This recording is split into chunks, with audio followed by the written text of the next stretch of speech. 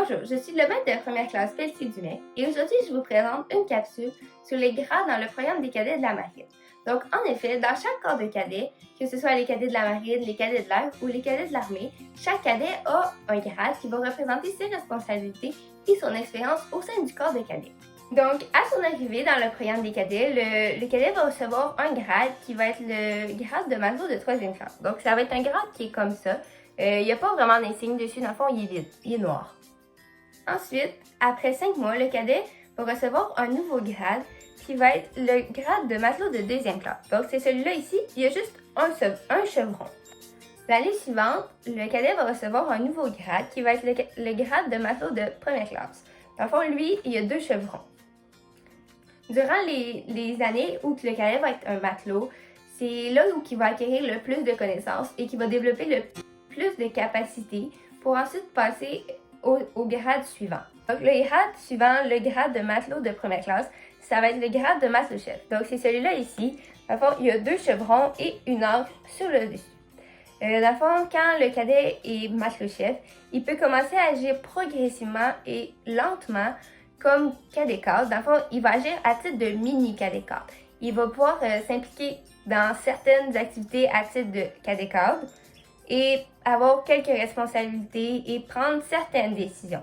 Il peut aussi faire preuve de leadership qui, dans le fond, c'est une notion qui va avoir été apprise durant les années précédentes. Et pour passer au grade suivant, le matelot-chef doit faire un examen.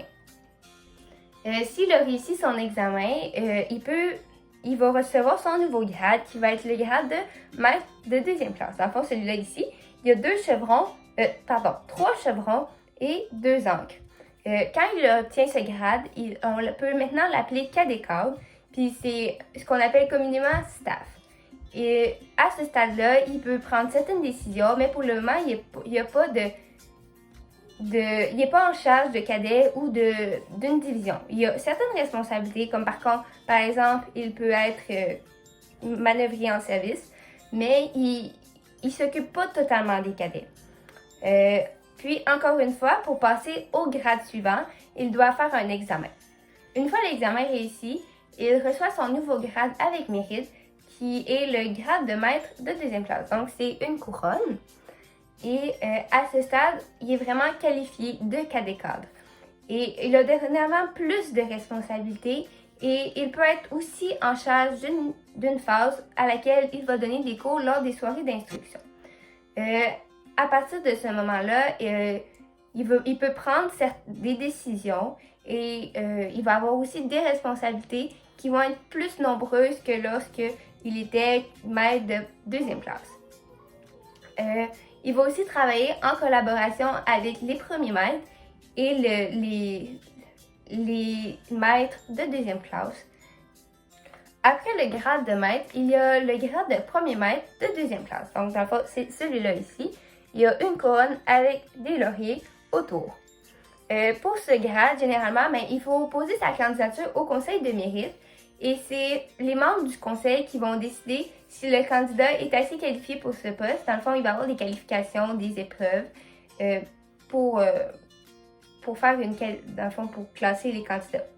Puis le premier maître de 2e classe, c'est le bras droit du capitaine d'armes, qui est le grade plus haut, et le dernier grade, on va en parler plus tard.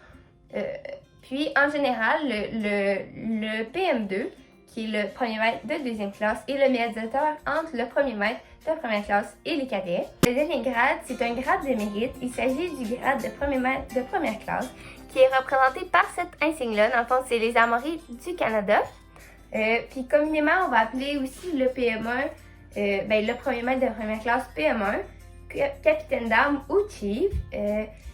Puis c'est un poste qui engendre beaucoup de responsabilités, généralement, mais ça c'est surtout dans les gros corps de cadets où il y a beaucoup de cadets. Là, puis le PM1 va agir à titre de médiateur entre les officiers et le PM2.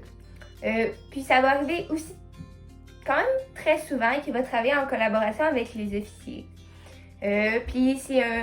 Puis lors des cérémonies, il va être le maître de parade. Donc, c'est déjà tout pour aujourd'hui. J'espère que ça vous a plu et on se revoit bientôt pour une nouvelle capsule.